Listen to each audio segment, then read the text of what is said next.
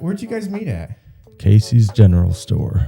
He was my assistant manager. Oh, it was a working relationship. Yeah, it started out as that for sure. But she just couldn't pass on you. Couldn't resist. Yeah. What was it about Timmy that caught your eye? You know. Actually, she not a fan. Oh, Didn't like him. No. You didn't like him? I think that's the most like what everybody says, right? You didn't really like him at first. Why didn't you like him? What was it about Timmy that you didn't I like? don't know. He still lived in his parents' basement.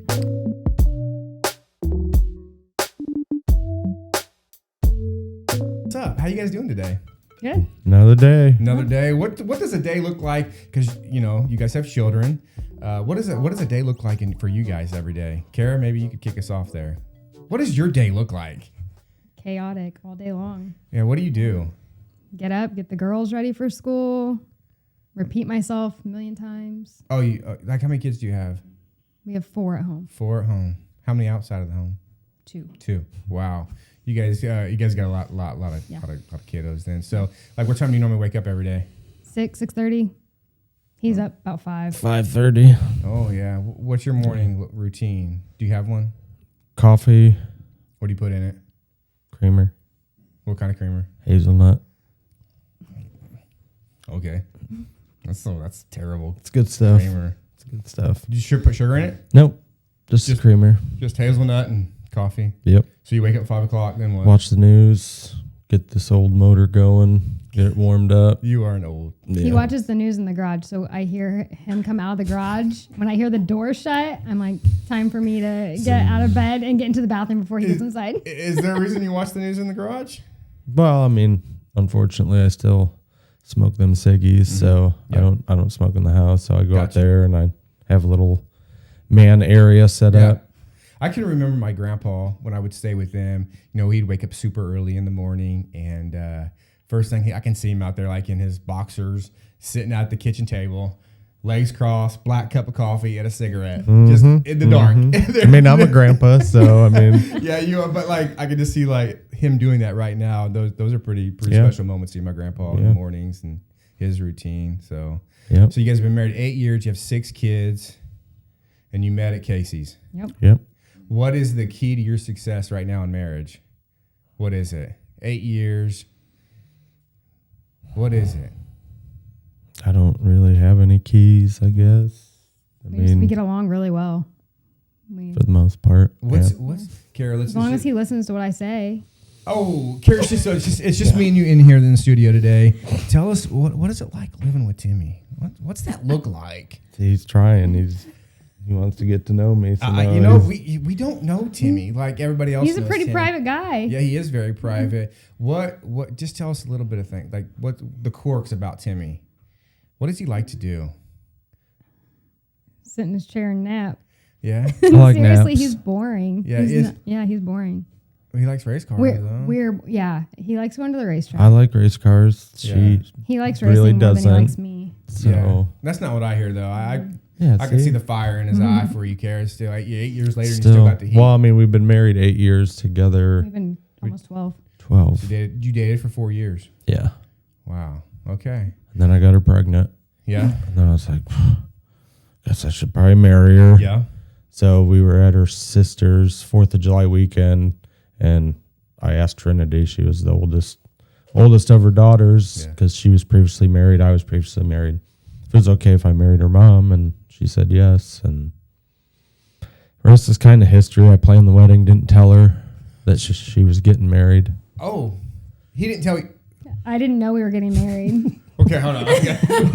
This is going to get interesting now. This was not really on the conversation list today, but okay. So you asked her daughter if you could marry her mom, but you didn't ask her? I mean, we had talked about it in the past. We had talked about getting married. He never formally proposed to me. Like he gave me a ring one Christmas when we were together, and I opened, and we had only been together for a short time, and I opened this ring, and he was like, not a left-handed ring. Like that's what he said to me when I opened it. That's not a left-handed. Well, that's real romantic. So I isn't just it? put it on my right hand, What? and then Hey, baby, that ain't for your one random letting her Wednesday know. night, he's like, yeah, you can just move that ring to the left hand. We can be engaged. Like that's how that went down. Oh, I'm a romantic. Yeah, maybe later you can kind of give me some things that I should take home with me today. But you don't know. That would really just spice up the marriage, because we're getting ready to celebrate 20 years, man. So, that's right. Whatever you can hook me up with, man. I got I'm nothing. Sure would just really. I got nothing. But can we talk? So a blended family. Yes. Okay. You want to talk a little bit about what that looks like? Is it hard, tough, easy? Well, what's the hardest part about being a blended family like that? Is that the right terminology? I don't even know. Is that what they say? Yeah. Family. I mean, initially, Nicholas was still living with his mom, so he was here for like 2-3 weeks in the summer, and then whenever we could get him throughout the year, 'cause he's got his own life. They were living in Tennessee at the time. Yeah. We're all originally from Michigan. That explains a lot. Yeah. Okay. Yeah, go blue. So can we bleep that out? I don't know. Is there a bleep? no bleeps. And then as he got into his final years of high school, he moved in with us. And then, it was... And when we met, it was just me and the 3 girls. So Yeah. Okay. So it was a little bit of a transition, but we had already had Remy and Finley before he moved in with us. Okay. And then... So is it hard right now to have like the kids, different dads, different moms? Like, is that hard? Or do your kids handle it well? I feel like it's easier now than it was in the beginning. Yeah. But also, we've all kind of learned how to co-parent better. Okay. So, it's hard to co-parent with someone you can't get along with. So once you kind of grow up, it's gotten easier. Yeah. A little more maturity. Yeah. Right. Yeah. With age. Yeah. Sure. And it just makes it easier. Ultimately, everything that the parents do affects the kids. Yeah. So, if they see the parents getting along, and not screaming, hollering, fighting over whatever. Sure. Was there ever any moments where it was that way earlier on? No. Never. Not with us. No, but it was just okay. Both of them were better situations for sure. We get along better. He gets along better with his ex-wife. I get along better with my ex-husband. Yeah. My ex-wife has stayed in our house multiple times. She brought Nicholas up here to meet Remington when she was born. Okay. She stayed at our house. So there's a good relationship there. Yeah. For sure. Okay, yeah. Cool. Yeah. I just guys, I'm learning this for the first time too. I did not know anything. He's a producer. Don't know anything about him. Yep. It doesn't say anything ever. Yep. So then Nicholas and Trinity, as they got older, developed a relationship right under our noses for 2 years that we didn't. I don't want to say we didn't. Well, we're gonna have to beep beep beep. We have to back this up. Okay. Because I was listening, but your son, my son, his name I can't remember. Nicholas. Is it okay if we use names? Is it cool? Yeah. Okay. And then your daughter, Trinity, under everybody's nose. Had a relationship. I guess there were signs, and looking back, like after we found it out, and I went back and looked at pictures, I was like, how did we miss that? How did we miss that? What? Yeah. But it happened, and now we have a grandkid. Yeah, and amazing. And he's amazing. Yes, he's amazing. You post a lot of pictures of this grandchild. He's the cutest baby in the entire world. And what's the grandbaby's name? Grayson James. And he's now what? 15 months? 13 months. Okay, guys, just celebrated his 1 year birthday, which is cool. So can we, if you guys want to, can we kind of go back into that just a little bit? Just a little bit, because I know in a community like this, that can be tough. Oh yeah, my initial reaction, we got to move. Yeah.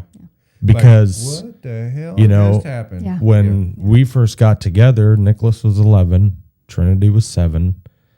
So fast forward after 10 years together, like you look at them as your kids. They're literally the mini versions of Us. Tim and Kara. Like, yeah, I've seen your son looks just like you, and Mm-hmm. Trinity, and they have the same personality. So to see it, it makes sense, but it didn't make sense. Like, he's my kid, she's his kid. Like that's how we raised them. They were so it was kind of just.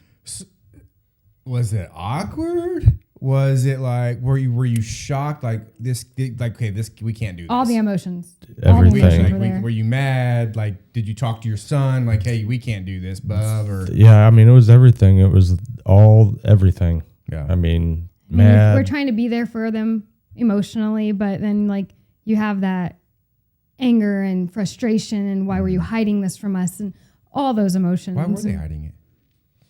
Because of what's everyone the think. situation. It's not socially like, acceptable. Yeah. Like Right. that. But when you take 5 steps back and you look at it, it's like, I mean, it just worse. It could have been worse. Yeah, worse just, things can yeah, happen. Yeah. Just so we're clear, right? So obviously, different bloodline, different Yes. kids. It's Yeah. not like you're all from the Yes. same. I mean, we've Exactly. heard these stories. They grew Right, up in right. the That ain't same the story. house. They weren't born to the same parents. Yeah, Yes. y'all different bloodline. Yeah. You Yeah. know, and yeah. because I could see how that would get really, really hard. Mm-hmm.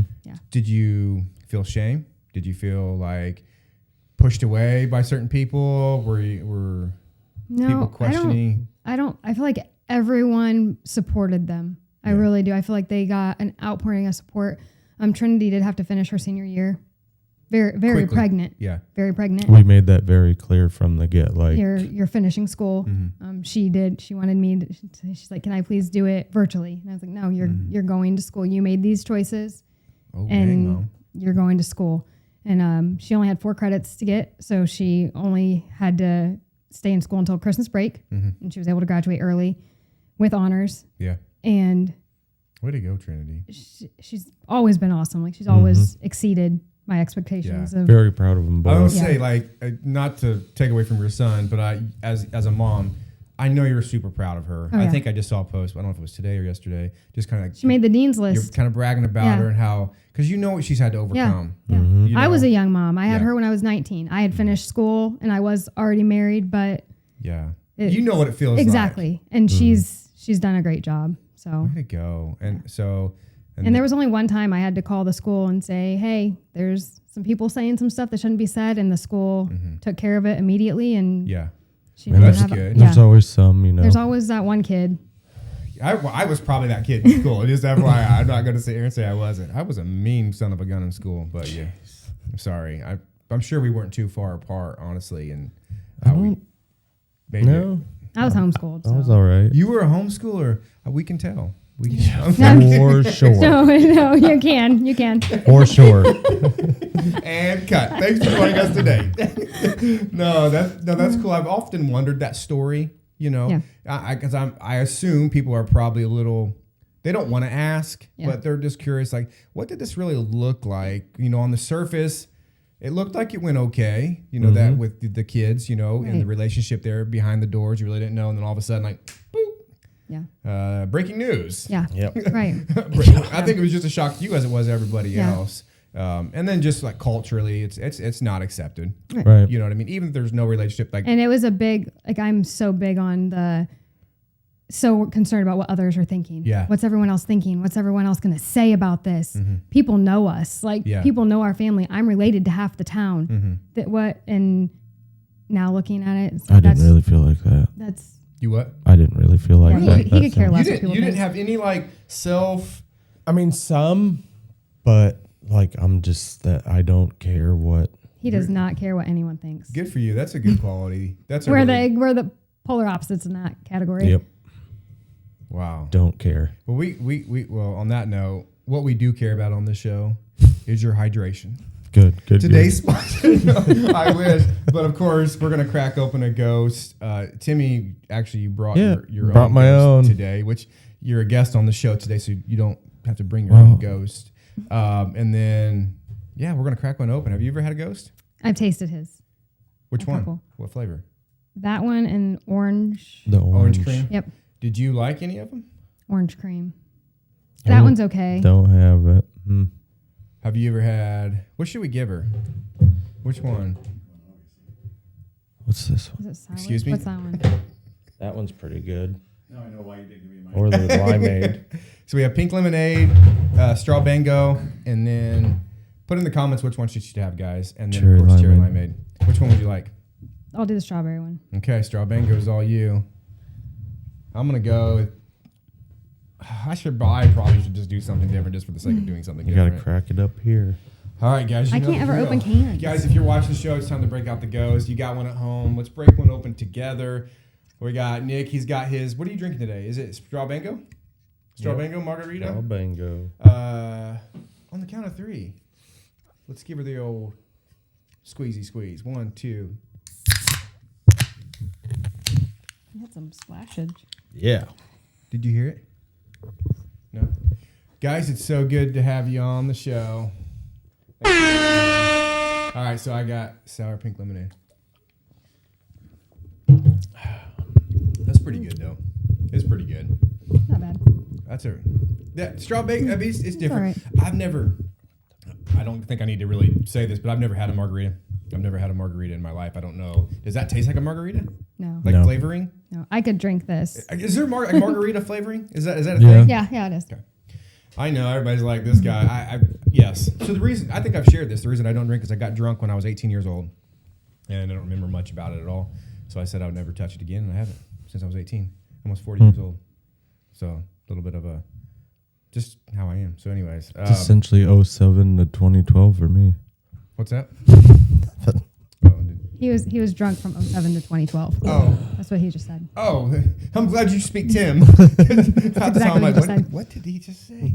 Half the time I don't get a lot of people's references, but I mean, when I say I was raised in the church, I really was raised in the church, sheltered from a lot of things, and then I stepped away for a little bit and experienced them sinful ways. But guys, the real reason that you're on the podcast today is to share about a little special girl that I've come to love. Had her in Sunday school class last Sunday, and what a joy your kids are. I mean, they're just amazing kids, but this one specifically, and you're going to tell her the story. So if we can just really let's start from birth. Okay. I mean, that's fun. Came in like a wrecking ball. Yeah. So let's talk. What's her name? Finley Sloan. Finley Sloan, who is a fireball. Oh yeah. How old is Finley? She'll be 7 in September. What day? September 14th. Oh, what's September 7th? We can have September birthdays. There you go. That's why we like each other. I see. We have September birthdays. So she'll be. You said 7 or 8. She'll be 7. She'll be 7. Okay. She's almost 6.5. Oh, did she tell you that too? This morning. Yes. This morning. There was an argument with her and Dad this morning about how old she was. I'm 6.5. But I'm she's pretty not. much grown. Another month. She'll be 6.5. Yeah. So 6:30 in the morning. This is the argument I walked down the stairs to. He's out in the garage. He was in there arguing with her. Yep. Let's tell a little bit of her story. What was she like growing up? What has it been like for her? Who's she like the most? Who does she resemble the most? Yeah. Like in Maggie. Okay. Why is that? She's just a lot. A little teenage. She's just a little mini teenager. Yeah. A mini She's tween. like, she looks like Maggie. She has the quick comebacks like Maggie. Really? Oh yeah. Oh, she yeah. has I like can see that those too. eye rolls and the attitude and the spunk. Yeah, she's got a fire in her. She goes from 0. I mean, just her. When you wake her up in the morning, Finley Sloan, time to get up, and she seriously just sits straight up, like just pops up, and then from that moment, ready to tackle she's this. ready to go. Is she? So she's easy to wake up then. Most of the time. Yeah. Yeah. Fireball. So she's like, is she like Timmy though? Yeah. Yeah, I've heard that. Yeah. I'm being My punished parents for all always of said, his I hope you sins. get a kid that's just like you. And I mean, Remy's pretty even. not, but Nicholas and Finley, a lot alike as babies and stuff like that. And then Grayson's right behind him. I mean, They he's have right their there hands with full. him. Yeah. They're in for a treat. So from what I hear is obviously part of the story is I don't really know when it started, but there was some signs of some issues. It started at birth, essentially. Okay. So we had been at the hospital all night, and nothing's happening. I think they I said wouldn't she's- dilate past a 3, and they won't keep Yeah. you unless you're at a 4. And at the time, I worked 3rd shift, so we were at DuPont. So they sent us home. I think I remember walking out to the parking lot, and I was just sobbing because I was like, I'm in labor. Like I knew I was in labor. It was my 5th kid.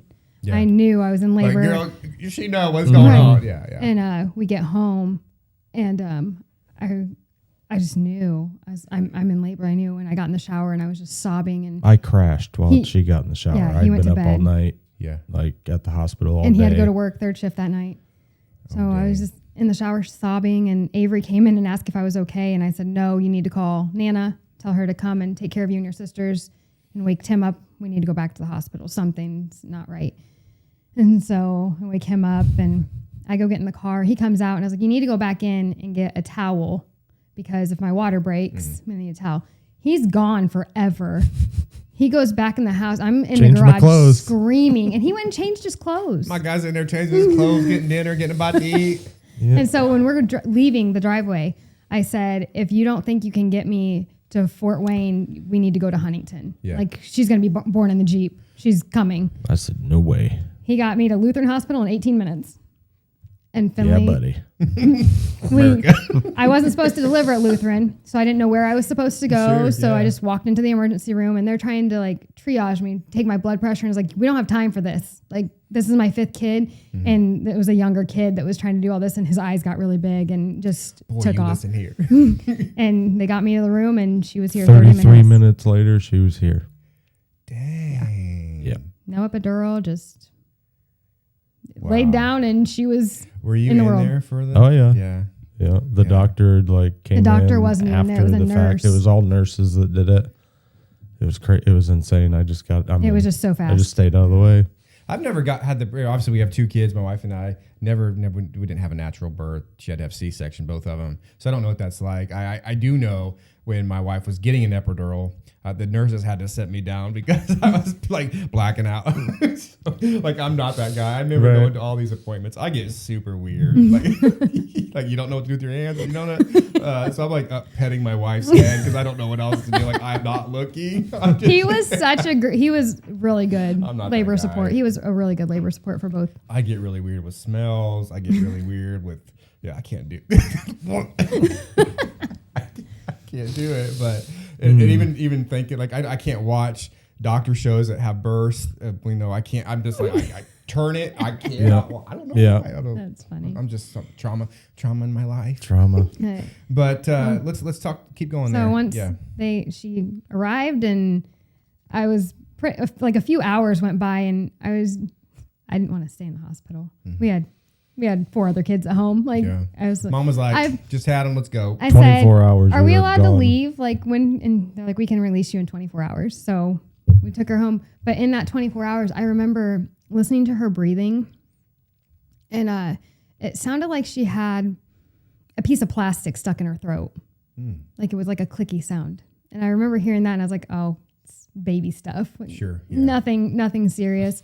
And they didn't seem concerned. Like, they took her to the nursery to do checks and hearing screens, and they didn't hear it. So I was like, went home 24 hours later. And I remember the day that we brought her home, I took the big girls to a painting at the library, and he stayed home with the baby. Like, it was just, we were just back to normal. Yeah, back to normal. Let's go get this kid out, you know, and then just boom, right back to the chaos of life. I want to say she was 3 or 4 weeks old. Took her to the her pediatrician for a checkup. She was getting fevers at night. And they were getting up there, like 105. And I would call the on-call doctor, and they just were, how are you taking her temperature? Like, I didn't know how to take a baby's temperature. Right. And I do have 5 kids. Yeah. Just so you know. And so they would say, make an appointment with your pediatrician in the morning. So, of course, make the appointment with the pediatrician, but by that time, the fever would be gone. And she would kind of be back to herself. Yeah. And he would check her ears, and she had an ear infection. So first round of antibiotics at like a month old. And then a couple weeks later, she's off of the antibiotics, but she's not doing well again. And so this just kept going. It was just a ongoing cycle of a different antibiotic, another ear infection, she was so little. Like, is there something behind this? So then I started bringing up the sound in her throat. And also when I would nurse her, she would sweat so profusely that I would not only have to change her clothes, but my own. Really? She had the doctor. I know that they thought I was probably insane, but she smelled like death. Like she smelled like disease. Stunk. It was not a baby smell. Can you just kind of describe that smell? Like something? It was not necessarily like a body odor smell. It was just like the smell of sickness. Like when you go into a nursing home, it kind of like, I don't know how else to describe it or how, like what to, it just didn't seem right. I mean, I have 4 other kids that are healthy and I'd never smelled that before. So it was just a weird That's interesting. smell. Yeah. And they probably were like, okay, lady, your kids to give her a bath. Like, yeah. But finally one night I took her in, like they got us one of the last appointments that were available at the doctor's office. And I know they were probably getting tired of me. Yeah. But in my head, I was just like, I have 4 other kids. I've never been a hypochondriac and bringing them in before. So just listen, like, can you please listen? And then the thing with her throat, they thought it was maybe that her, what is it? Start to the NIM. Something hadn't formed properly in her throat. So it was like loose. And so when she would breathe, that's what was making the noise possibly. So they had already like sent a referral to the ENT to get that checked out. And so that appointment was 3 or 4 months out. Of course, yeah. It takes forever to get. So we've had the same pediatrician since Trinity was small. He knows us well. And when we went in, the ear infection was gone. This time, it was the first time we were in there, and he's like, she finished the ear. I don't see a sign of ear infection. But I was like, she's still getting these fevers. And like, they were like 105 every single night from like 105 and it only was, at night. And it was like from only at night. 9 p.m. until 4 in the morning. Like, that's what her temperature would run. Not good, right? 105 degrees. I didn't think that. Especially for a baby. Yeah. I felt like 103.9 or something. Yeah. I was like, and when I never stopped calling the doctor on call. Yeah. And they were always just kind of quite, well, if you want to bring her into the ER, and then I'd like look at her and be like, there's nothing visibly wrong with her. Like, yeah, she's running this fever, but she just saw her doctor on Friday or whatever it would be. Right. So it was like, am I crazy? Am I being crazy? Emotions right there, yeah. And so, I mean, I would take her temperature and take a picture of it and send it to him because he was working 3rd shift, and just to be like, it's not just me. Like, Trinity, come take her temperature. Is it the way I'm doing? Like, am I doing something wrong? And so you were like doubting all of your mommy skills. Yeah, like you're doubting them all. I was like, she's been to the doctor. They are saying, so this time there was no ear infection, and he agreed to go get blood work done. Let's go ahead and let's get a poke and see. And I think this was a Thursday he called, and then, or that he sent those over. And then Friday I got a phone call. It was the pediatric office. And when I answered it, it was our doctor. It wasn't his nurse. It was our doctor. Doctors don't call you. Doctors don't call. Yeah. And he was like, so I don't want you to freak out yet. Don't freak out. At that point, everybody freaks out. Exactly. But I do want you to take Finley to have a 48-hour observation at Lutheran. When we got her blood work done, there was a blast cell, which is usually a cancerous cell, and you need to go and get some more blood work done. They're going to do it every hour on the hour if she goes in, and want you to meet up with a pediatric oncologist at Lutheran, Dr. O'Brien. Dr. O'Brien. And so is that a shout out right there? Yes, absolutely. So I load her up and I take her in, and like all the way there, I was just, because I was going by myself. I mean, we have other kids at home. He has to go take care of them. Nana came to stay with them until he got off work. And then, I mean, we have responsibilities. So get her there, and they come in and they start doing the labs, and they're not finding anything. Dr. O'Brien comes in and meets us. She doesn't have a fever that night. The first night in 3 months of her life. She didn't have fever. Doesn't that just, like, what in the world? Yeah. And so I was like, I can't even like justify what I'd been saying because they're not seeing it now. Yeah. I don't know what to say. Like, do they think I'm a nut job? Like, I don't know. Did you feel like a nut job? I did. I felt like you thought you were going crazy. Yeah, I felt insane, and I was probably going through some sort of postpartum depression also, and then all this on. I didn't know what to do. Do you recall all of this? Oh yeah. Do you remember like watching? Did I seem like I was going crazy? No, I mean it was just. Was I holding it together? Was I doing good? Yeah. Let's go. Let's give it up for Kara. Ultimately, nobody knows your kids like you know your kids. Right. And, this was the 6th kid in total, between the two of us. So it's like. And I've had we don't know everything. I've but been we got around a lot of kids. My mom babysat. My sister had kids. Like, I've been around a lot of kids. Right, and she just wasn't the same. Finley was different. Mm-hmm. And I also, this sounds really bad, I had a really hard time bonding with Finley when she was born. Like we both did. It was weird. It was just really strange. But But I guess we should. Remy and Finley are 15 months apart. Okay. And Maggie and Avery are 15 months apart also.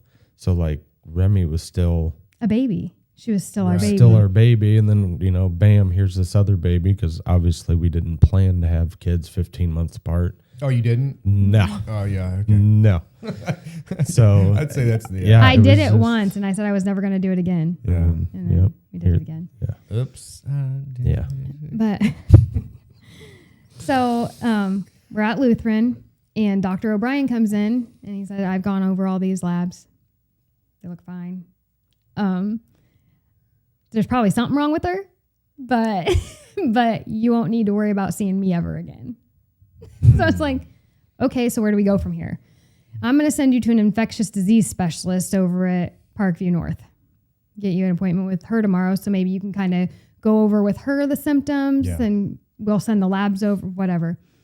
So we go home 24 hours later. We didn't even stay for the full 48 hours. They didn't even give me a second chance to see if she'd have a fever that night. Just one more night, please. Yeah. Just one more. So we go home and take her to the infectious disease specialist, and she's going on, and she picks up on the sweating. Mm-hmm. When I tell her that, and she's like, that's strange. Yeah. Like, babies don't usually sweat that much. And she's like, is it just every now and then? Like, is it when she's working too hard to poop? Like, what's going on? It's all the time. Like, when I'm nursing her or feeding her or you're snuggling with her, she just drenches. Like, my shirt's soaked, she's soaked. So and with the fever and the sweating, she's like, maybe there's something up with her heart. Okay. Her heart's working too fast. Mm-hmm. So she's like, let's send you to this pediatric. Oh, gosh. Endo something. I don't remember. Endocrinologist? Yes. Yeah. Whoa. Yeah. Whoa. Nick with the big words. Dr. Nick over there. Go ahead and Google that. Let's fact check this. What was it again? And so we went the next day for a in-depth ultrasound of her heart. And that's real fun with a 3.5, 4-month-old laying on a table, and they were trying to get. And that day, they tell us there's some fluid around her heart, just a little bit of fluid, but we think you'd be better served at Riley, where they know what they're doing. Yeah. So do you feel like they're like just grabbing for straws here? Yeah, at this point, I kind of. Or like at this point right now, they weren't telling us everything. Yeah. They knew. They knew there was something else. There was a 6 centimeter by 6 centimeter tumor on her heart that they saw but didn't tell us. And it was in her airway, and that was what the noise was. Oh, that's what was causing the sweating, because her heart was working too hard, because there was a mass on her chest putting pressure on her heart. Wow. We don't know this until we get to Riley, and when you go to Riley, you go through the ER. Mm-hmm. And you have to wait. And we didn't have to wait. Yeah. We had like the golden ticket straight to a room. As soon as they heard that it was Finley Terflinger, they took us straight back to a room. The first red flag looking back, I guess. mean, the whole waiting room was full, and priority. we walked in, and they took us straight back. Yeah. And then a nurse walked in, and she said, you guys have been informed that you're being admitted by oncology, right? Or to oncology, right? And we're like, no. We just saw an oncologist, and he said, there is a problem, but you won't ever see me again. Yeah. So I was just like taken back. Like, do you have the right person? Were we supposed to be? Because we just... Right.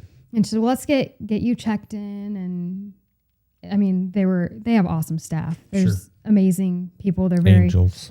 It's crazy how caring they all are. I mean, and it's not just to you, like that's just their job. They just are. And so, like, can I just stop you right there? You're at Indianapolis, And like, what are you feeling as a mom? What are you feeling as a dad? I mean, you've been going through this now for weeks now, going back and forth. Are you afraid? Are you frustrated? Are you just? I mean, we were tired because we didn't get down there till like 10, 11 o'clock. Mm-hmm. And we still had really no idea what was going on, except for that's when they told us that about the tumor and that oncology wasn't admitting us, is when we got to Riley in the ER. So you didn't have like, your mind didn't take you to a dark place prior to saying, oh crap, there's it's something really bad, or not at until that point. No. Okay. No.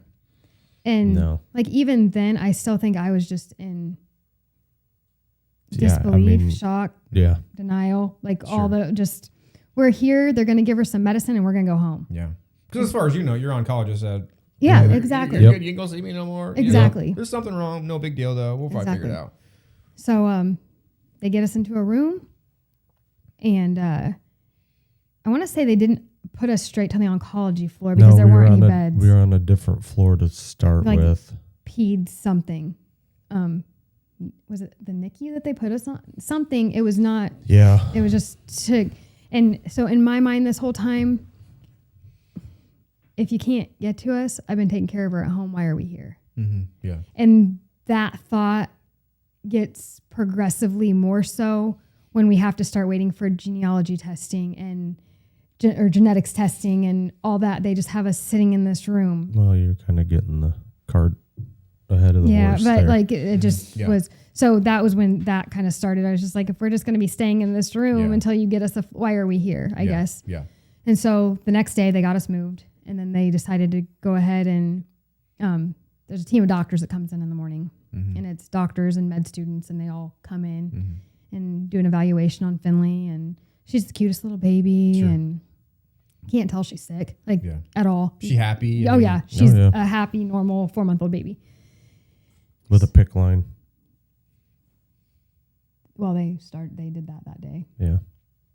But so that day they took her, and they couldn't put her under for any procedures because of the mass. There was no way to get to an airway if she needed. Yeah. So did a biopsy. They did a biopsy while she was awake. They did her PICC line while she was awake. What'd that look like, the biopsy? As far as how did they right through the They didn't let us go because they couldn't put her to sleep. They just took her. They took her. We were in her room, and they took her, and we could hear her screaming. Not the easiest thing. Yeah. Like to know that your baby's in another room getting poked on, and you can't be there to hold her hand. Or, and then she came back. She had PICC line in her arm. The first PICC line was like right in the fold of her arm. Was that was it? No, the first one was here. Yeah. The first one was in like the forearm. Okay. Get all that set up, and then that was the first, like, he made me leave. We were sitting in the waiting room when they were doing this, and we went to the park. I remember him taking me out of the hospital and like to the parking garage. And it's just like, remember steps like that. It was just, we need to take a minute. We need to walk away for a second and just breathe. And, I mean, I didn't leave the hospital room unless I was forced to. I was with her the entire time. His dad kept making comments about how his mom and him could bring my car up for when Tim had to go home so I would have a vehicle, and I don't need a vehicle. She left the room twice. And, no, my cousins brought stuff, and I went out to the hallway. 3 times in. Yeah. But it was not, the hardest part wasn't. I guess 3 times in a month she left. Yeah. The hardest part wasn't leaving Finley. The hardest part was walking down the hallway and seeing the other kids and their rooms with the doors open. Yeah. And their parents maybe had to return to work, so they have the doors open so the nurses can keep an eye on them, or so they can see. Isn't it eye-opening? So when Bub was born, I do not know the terminology. Maybe Nick, you'll know this, Dr. Kopke. But he was born with a mass inside of his nose, where he was only restricted to one side of it, being able to breathe out of his nostril. But long story short, so that whole thing he had plastic surgery at the hospital, or no surgery at the hospital at Riley. But seeing the kids that are walking around in the hallways that have like brain monitors all hooked up, these kids are like, it is mind blowing what families are facing every single day. For sure. And then I felt bad also leaving Finley for the nurses to deal with, because they have all these other patients whose parents do have to return to work or out and I have a little baby in here and she's my responsibility. It's not their responsibility. Sure. She's mine. She's my baby. Mm-hmm. So they did all that, and then they kept coming in every morning with, we think it's this, we think it's this, we think it's this. Like, so they still really don't know. No. So they do a biopsy, and they do the biopsy, and then it was a couple of days after that is when I think they came in and told us that it was initially leukemia, AML, which is, And the day that, so a doctor had come in and told us one day that they thought it was leukemia, but there was another option. They were waiting to start treatment until they knew for sure. And then, but they did give her a spinal tap with a dose of chemo. To get it started. But They did not find any signs of the disease in her spinal fluid, which was a good sign. Mm-hmm. And then the couple days in, and we got a call from my sister-in-law, and somebody had made a comment to Avery at the intermediate school about how, well, at least my sister doesn't have cancer. And we hadn't gotten a chance to tell our girls anything. Mm-hmm. Gonna cry. We hadn't gotten to talk to them at all.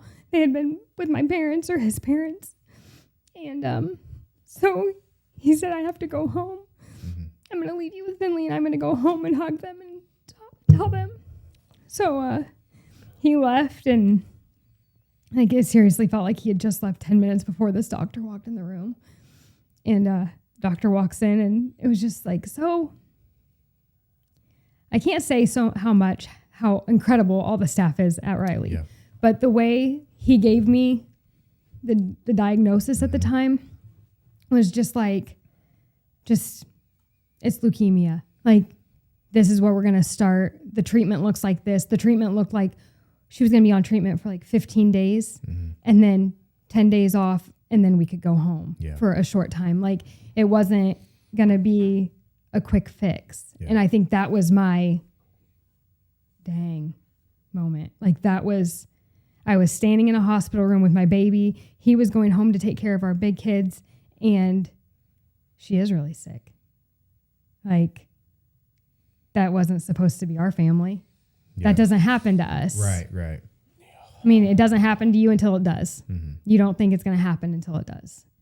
And so a nurse came in the room, like, as this doctor's giving me, and she wasn't our nurse. And she, like, when she walked in, she's like, I just clocked out and I needed to come in and see this baby. Mm-hmm. I've heard this baby's loud. This baby's loud. And like, everybody was like stepping in and like you'd get off the elevator and you'd be like, oh my, that's Finley.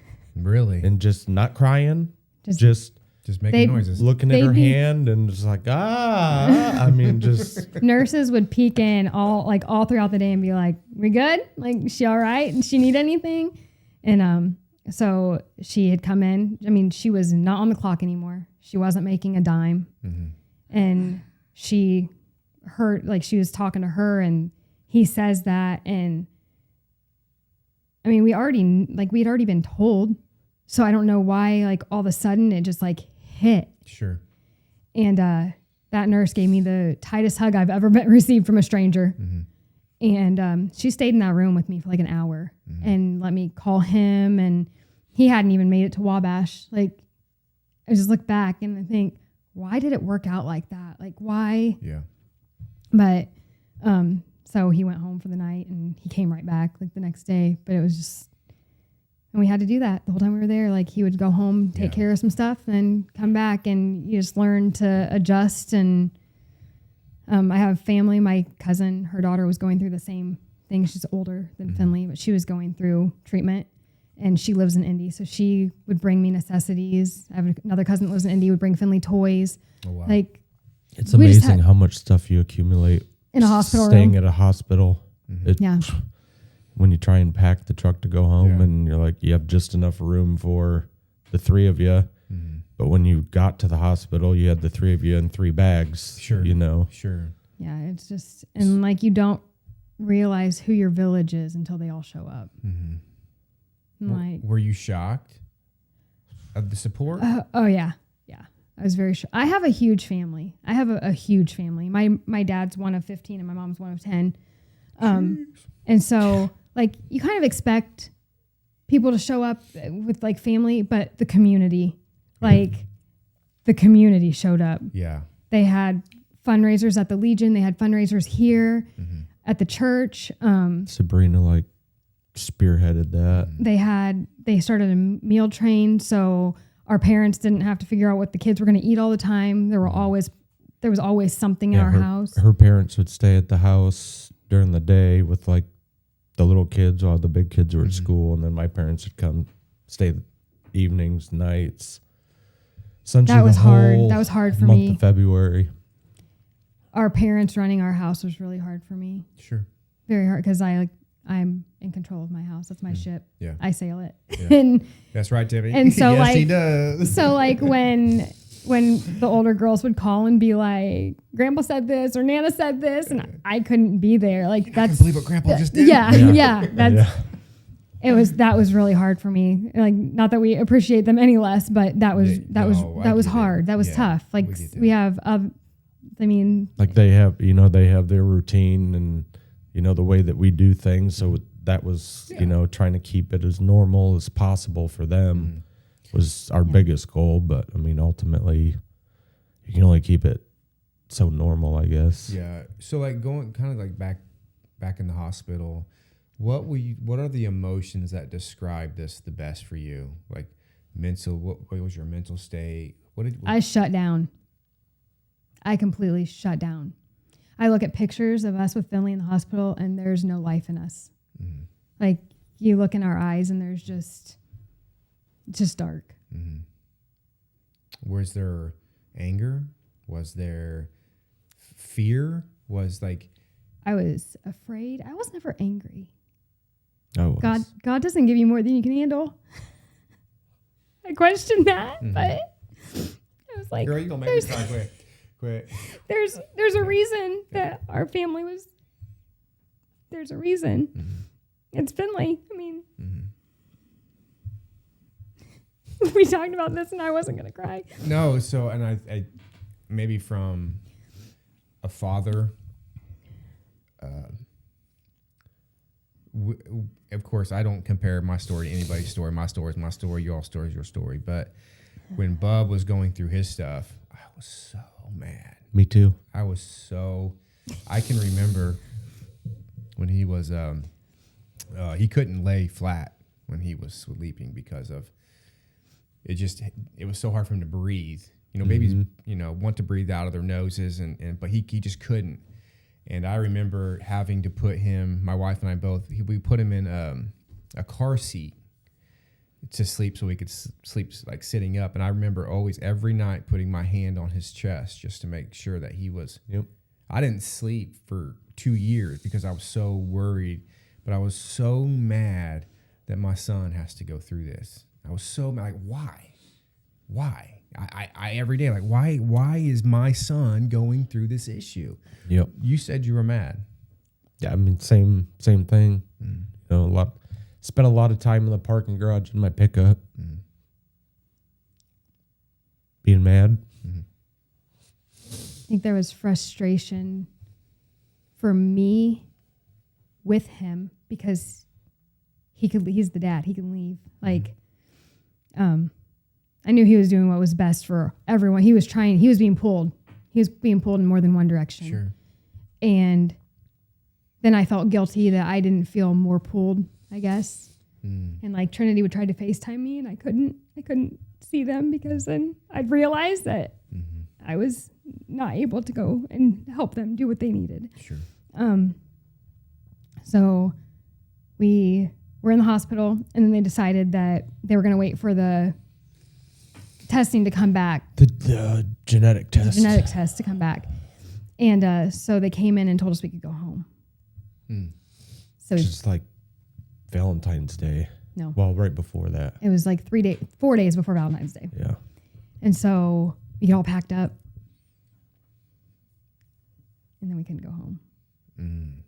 Because no, that was after. Was that the next time? Yeah. Because we came home because Valentine's Day is when we had to call the ambulance. That's right. So they had to teach me how to flush the PICC line and everything to send us home. And can you kind of like just share what a PICC line is for maybe? It's that's how they accessed her main.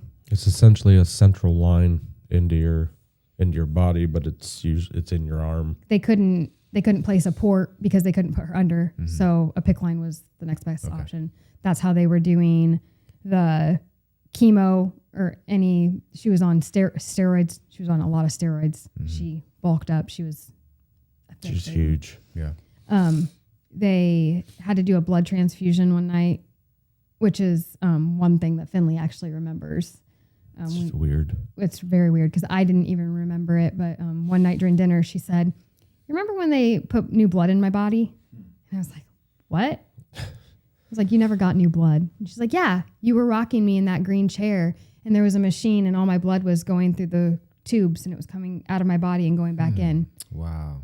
And I just thought right then, I was like, "That's funny," because the doctor's like, "Oh, best part about this is she'll never remember it. She'll never remember any of this." And so that kind of blew us away. That was just like 6 or 8 months ago that happened. So that was insane because she was literally 4 months old when she had the blood transfusion. That's insane. Yeah. And she remembered what color the chair was that I was sitting in holding her. She doesn't even know colors at that stage. Right. So. But yeah, we got to come home. Valentine's Day is my mom's birthday. So I think we all went out to eat. Or maybe they went out to eat. They went out to eat and then they came over. And then they came over. So while we're home, I mean, you're still having to give Finley the medicine and stuff. And before we left the hospital, they taught me how to flush her PICC line. They taught us how to do whatever we needed to do. I never wanted to be a nurse. I'm not good with that kind of stuff. That's not me. I'm not a very empathetic person, I guess. Like when my kids fall and get hurt, you're fine. You get good, boo. Get up. Right. Yep. So that was, and my sister is an RN, so I was like, she can come and help. I have some friends, like they can help, but in order for my baby to leave the hospital, I had to know how to do that. Like I had to learn. Sure. And let's do it. Let's get us home. Yeah. So we did that. We went home and surprised the girls, and his parents came home that night. And right as they were coming over, I was flushing her PICC line. Okay. Which is something I had to do every night just to make sure it was cleaned out and put the band back on. So foggy that night. So foggy. And it was... What year was this? Do you remember? 2018, beginning of 2018. Okay. So it was foggy and it was also icy, like slick. The front of our drive was slick.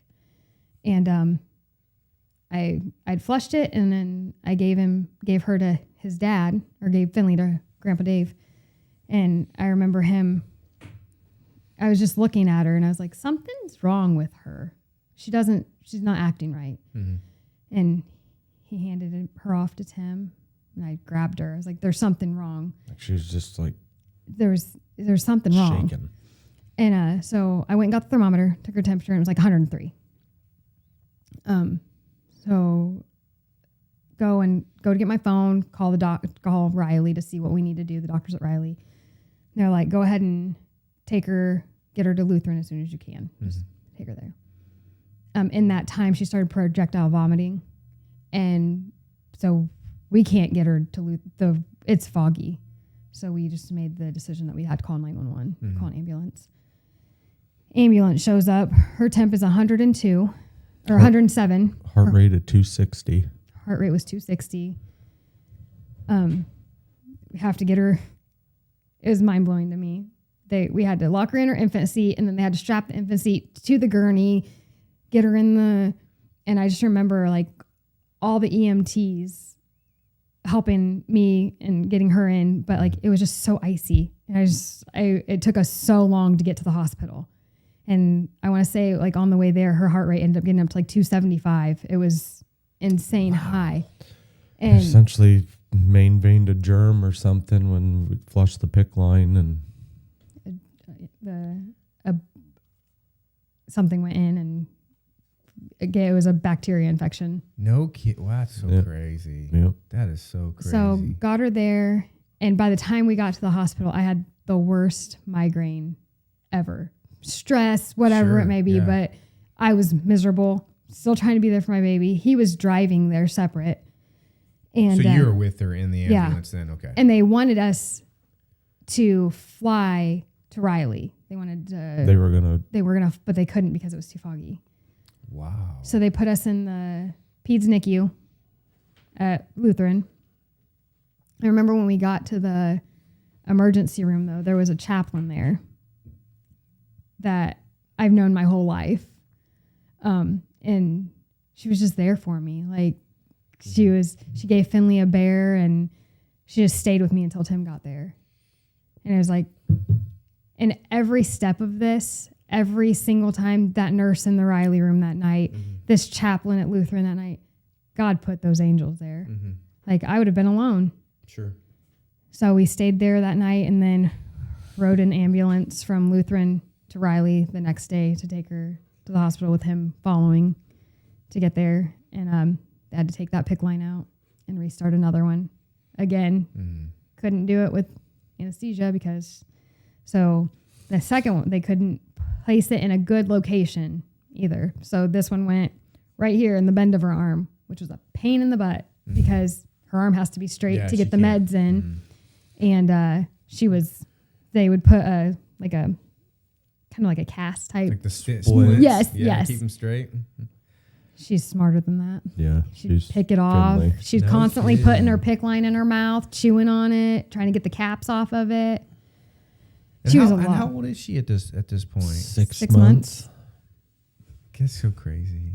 Aren't kids like, they're just so resilient too, aren't they? Like, they're strong. Kids are strong. Yep. Yeah. I mean, the only time my heart rate what's our heart rate when we run, Nick? What's it get at? Like 185 is like you're getting ready to fall over. But normal would be like 145. Yeah, I mean, so like I can imagine. I remember at that night at Lutheran in the ER, I heard the EMT telling the doctor that baby shouldn't have made it here. Like, that's not. She's sick. Like, she's sick, and I just remember hearing all these things that they were saying, and had such a bad headache, and none of it made sense. And like, it was just. And on the way to Riley the next day, the EMT asked me if we'd been to Riley before. Yeah, we just got home. Yeah. They just let us out, actually. Now we're on our way back. And then I was angry at myself because I was the one that flushed a PICC line.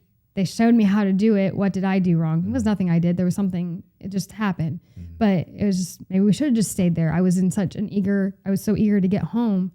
And then. Because, I mean, still at this point, we don't know what's wrong with her. We still don't. What's wrong with her yet. No treatment plan yet.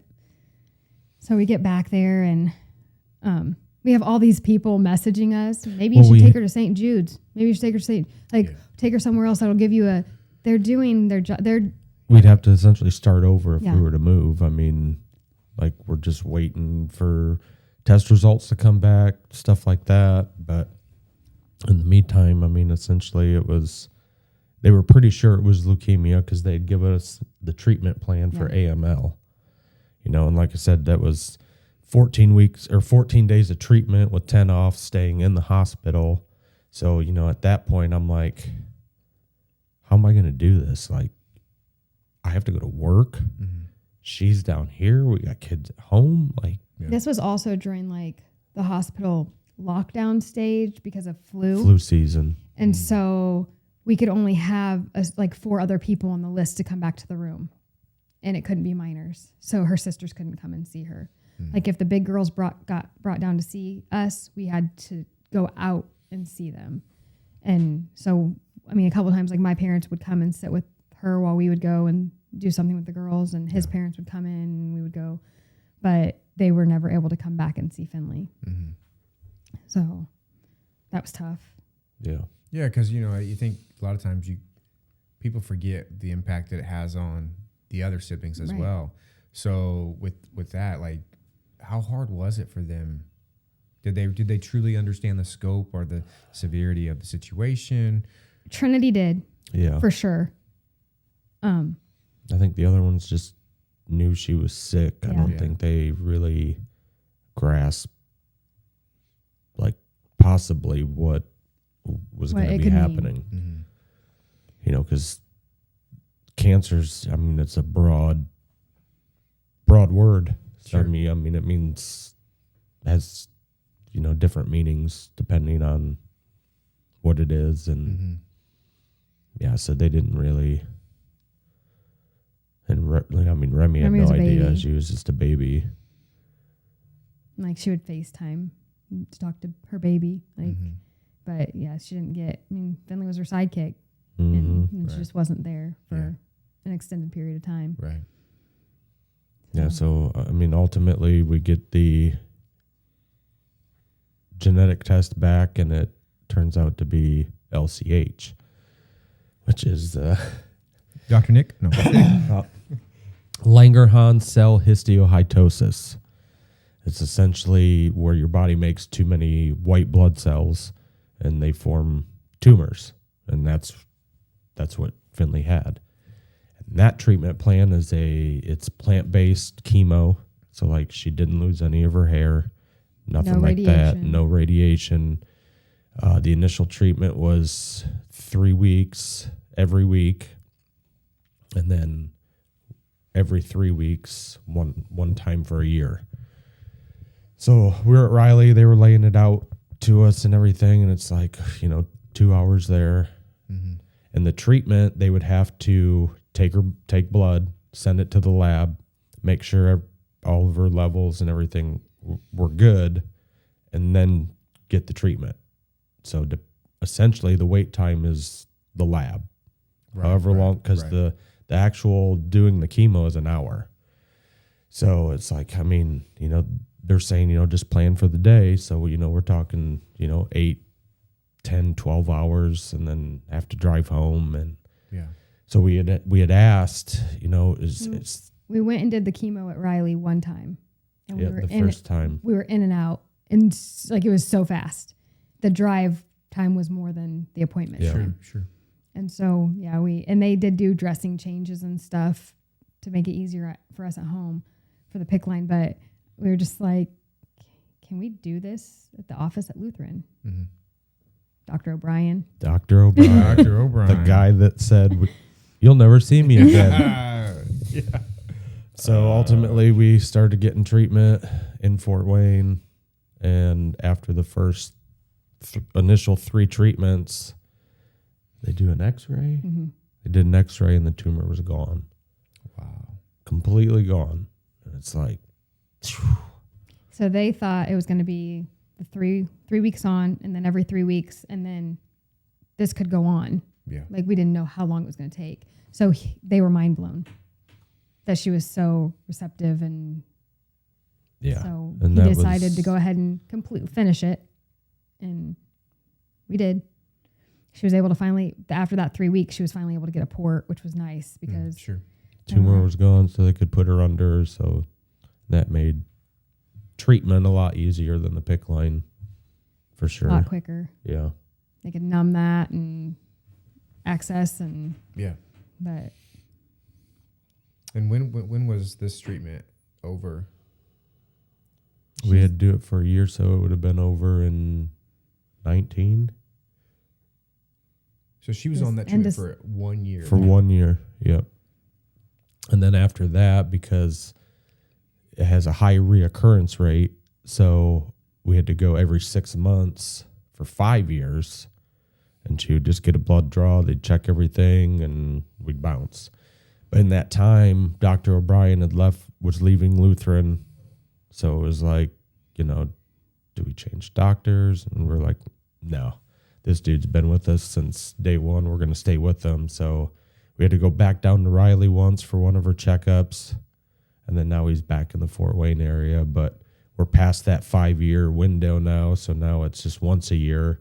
she'll go and get checked, and no pokes, just make sure she's doing good, and really, unless anything else. Unless anything weird the starts reason happening. it was so. Go back to the doctor calling and saying there was the blast cell. Yeah. And then going to Lutheran and them not finding a blast cell. It can camouflage itself, the disease. As leukemia. So that's why, or just look normal. So that's why they didn't see anything when we were for the observation. Crazy. And it was just a wild goose chase for a little while. And yeah, so you start doing your research and stuff, when we finally got that diagnosis, and there's this, I can't remember the doctor's name now, but he's at Texas Children's Hospital, and he's like the leading dude for LCH. And we had found out that Dr. O'Brien had actually went and worked with him or studied like under him or whatever. Yeah. And so I was like, well, I mean, this is the guy, but yeah, just the whole thing just sucked. Well, guys, I mean, we're just gonna wrap that up right there. Yeah, February's not a fun month in the memories. Yeah, because you share. I think I don't know who. Maybe it was. Yeah, you shared something about this is the anniversary month. Yeah. Right. Yeah. The February you'll never forget. For sure, because it was. Yeah, I mean, she was just stay in the room. I'd try and bounce back and forth, coming here and being down there and making the 2-hour drive. And yeah, because like obviously there was a big deal, the situation there, but then I'm thinking about your guys' marriage.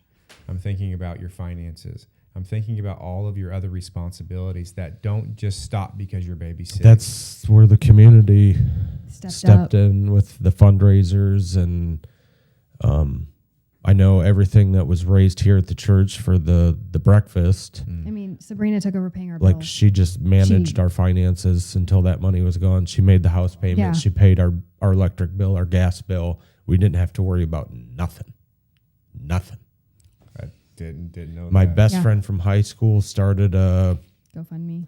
Yeah, well, it was you caring or whatever, and like people just donating money that, I mean, we'd never met these people. Like family members, strangers, people that we were acquaintances with that lived out of state. Like people I we went to don't high know. school or went to school with 20, 30 years ago that I haven't talked to since I moved away. Wow. I mean, it was overwhelming. Yeah. People sending care packages to our house for the big kids. Mm-hmm. Like that was big for me.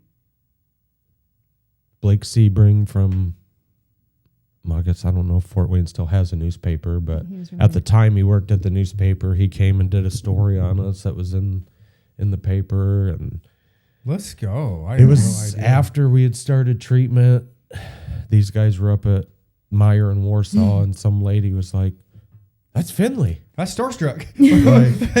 I follow your page," and I never had seen this woman before in my life, but crazy. She knew Finley. She knew her story. Well, which I just got the invitation to like the Facebook page. I didn't even know you had a Facebook page. What's it called? The Facebook page? Finley Fierce.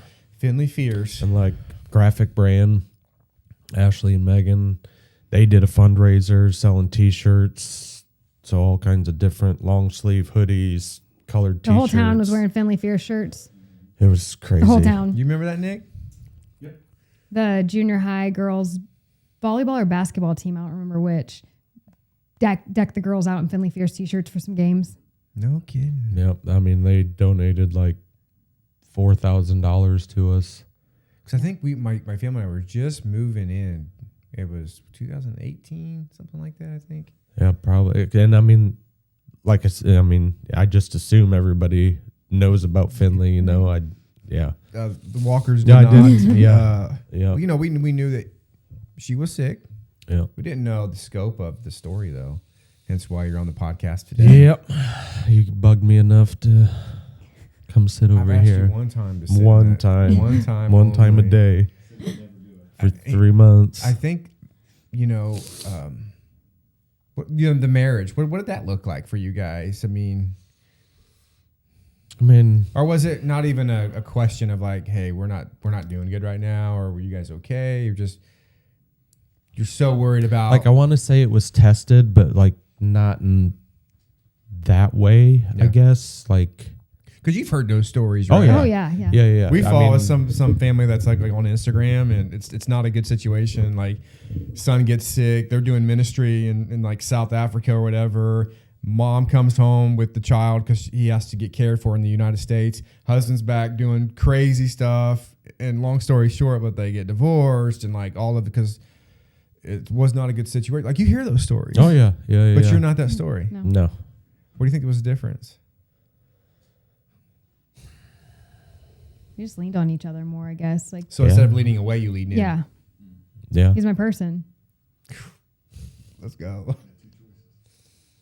Yeah, Let's I go. mean, it wasn't really an option. I mean, it was Never thought about? No. no. I mean, that's my family. I mean, I don't like him sometimes, but I don't like him he's- sometimes too. I know nobody likes me. No, because Yeah, I it just was think definitely- I know families are walking through that situation right now. Oh, for sure. And it's so, in ways, it's a lot easier to lean away from the people you love. But you guys leaned in towards each other. I think that's beautiful. That's Yep. beautiful. What about your faith? I mean, you talked about God in this story. You've seen Him. So it was kind of. I was brought up Why in are you church. laughing? I was brought up in church. I've always believed that God can make change. Like I've always prayed. Haven't always been a perfect Christian, but Oh, you haven't? no, I Oh, haven't. shoot. Doggone it. Me either. Get out. Yeah, you're caught. We're done. No. but it's just I was always taught to pray it out, and so that was one of my concerns because we were raised differently, and I laugh because yeah, maybe a little bit. so I used to be we're going to church this Sunday. Are we going to church this Sunday? And so I just stopped. Well, I I just need a finally heads up stopped. more than 10 o'clock on Saturday night. Hey, we're going to church tomorrow. What do you need? A week notice? Right? yeah. You know What what do you church do on is? Sunday Yeah. morning at 9:00? So I just finally stopped. Like I was just like, God knows I believe in him. I'm not gonna fight with my family. I'm just gonna. Yeah. So like in that, I just during the whole Finley thing, I feel like my faith did grow more than what it had been for the past 3 or 4 years prior to that, Sure. because it brought a lot of faith back into humans. Even like God's working through all these people to help our family. That's so good. And that's where mine started, And that's when his started. pretty much. We'll talk about that a little bit. I mean, it was just, like I said, being mad in my pickup truck. You know, why? And I remember praying. And that, I've never heard this story. Come on, Timmy. I didn't know he prayed. Like I did, but like not like that. You think he's shut off to you. I live with them. I just asked him to put it on me.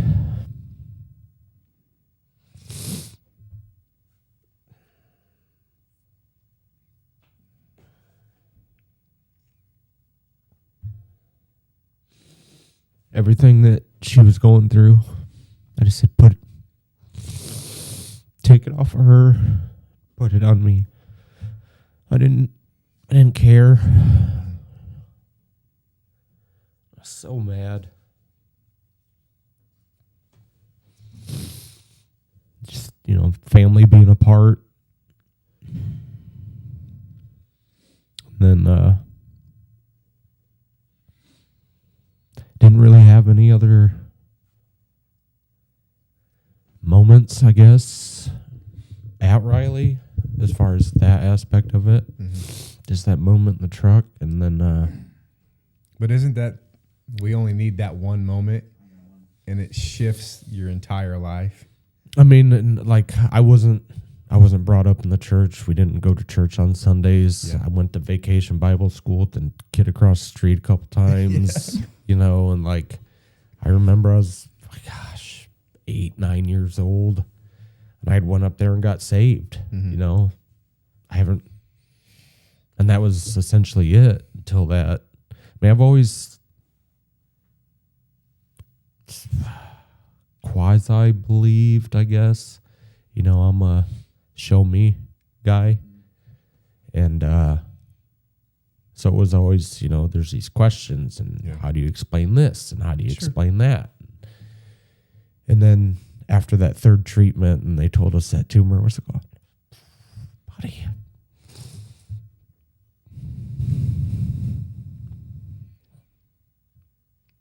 That's what I knew.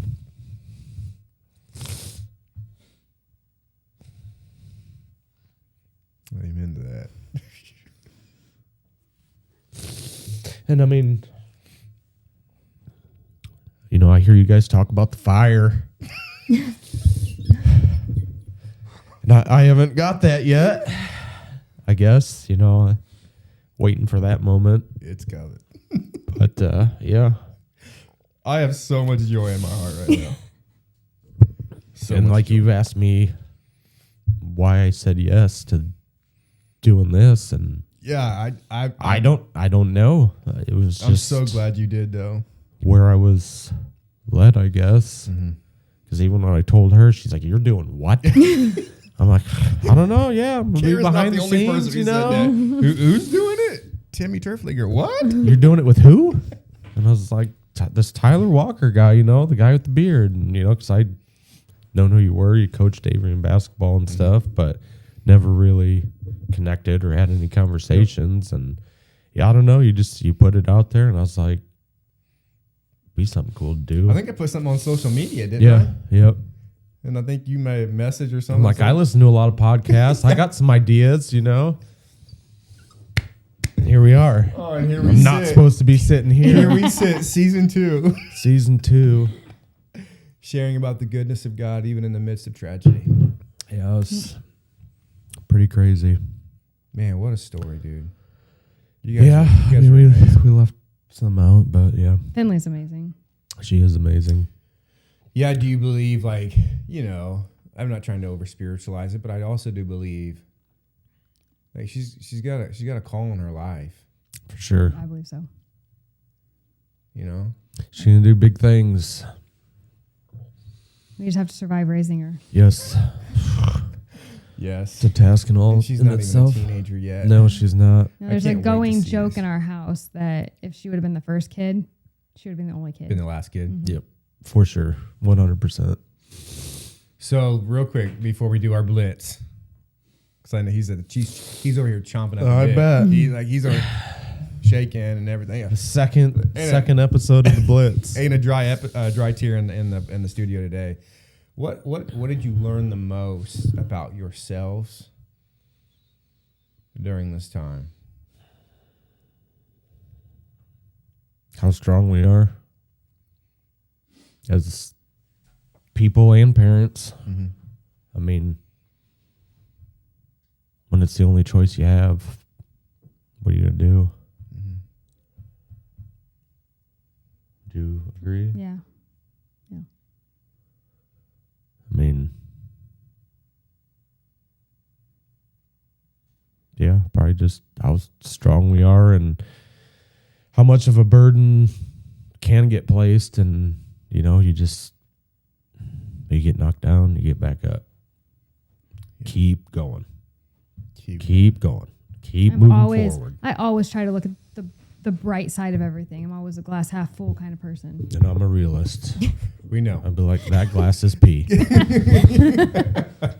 So, like, I was always trying to, even like sitting in the room with Finley, like, she found her hand today, or like finding, like, trying to also memorize or rememorize the the milestones that she was hitting. Because a lot of them were in that hospital room. I feel like that's one thing that still bothers me. We were robbed of baby Finley. Mm-hmm. We didn't get to watch her crawl. She learned how to walk in the oncology hallway at the hospital. Yeah. Like we didn't get to experience all the sweet baby things at home. Mm-hmm. A lot of her monthly pictures were taken with a PICC line in the hospital couch in her room. Or while we were waiting for treatment or, you know, something like that. And I mean, that in itself, I mean, just in the beginning, excuse me. These ghosts are no joke. It was all right, I know. But as she got older, I mean, you're talking 3 nurses and myself holding her down. Yeah. Just to get just to access the PICC line or access to the access the PICC port. line or Yeah. access the port or. And then after they took the port out, they'd still be doing blood work. So, I mean, they use numbing cream, but the visual for her, not because she just knows they're getting ready to stick a Right. needle Yep. in her Right. arm, and Yep. she just Yep. pull into a parking garage. No matter where you're at, parking garage, not good for Finley No. because she thinks she's getting ready to go get poked. Yep. Like, there's just certain things that she remembers. It triggers some That, things. yeah. But what equally for you guys? Do you guys deal with any post traumatic stress through that situation? I have a hard time going to hospitals in general. Mm-hmm. Yeah, not a fan. Can't. Not that I enjoyed it before, but Because It's different now, right? Yeah. Well, I mean, that whole year of treatment, she gets fever. gotta You're go. going to the hospital and you're staying the night. Yeah. Yeah. I mean, They have to run cultures. They have to do this. They have to do that. They have to.